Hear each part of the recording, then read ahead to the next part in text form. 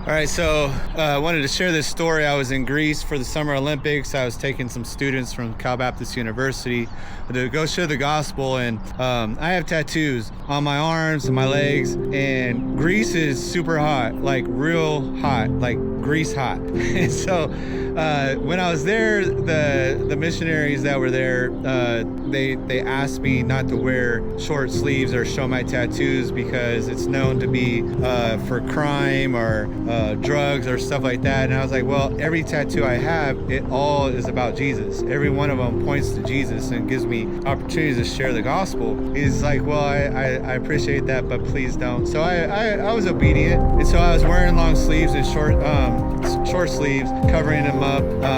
And the guy left for a few days on some other things that he had to do. And so the younger guys that were on his team said, hey man, aren't you hot? I saw you in short tank tops earlier. Why'd you change? I said, well, I was told not to because I have tattoos. They're all like, well, he's not here, we're okay with it. And so I was like, man, that's great, because I was uncomfortable. So I'm out sharing the gospel, and there's some skaters, and I started talking to them, and they asked me about my tattoos. And so I started explaining the gospel, and about 20, 30, 40 kids and other people started gathering around me.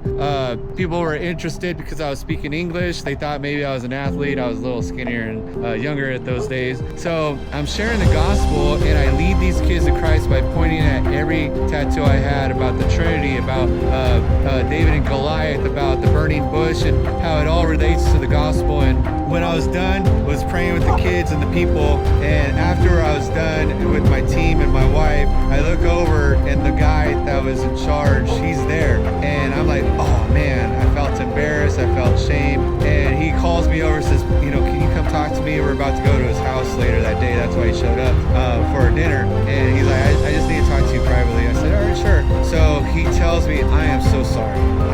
I'm embarrassed. I misjudged what you have and what you do with your tattoos. I saw what you did, and I want to ask for forgiveness. I've never seen it done. I'm from the South originally, and tattoos was always a crime thing.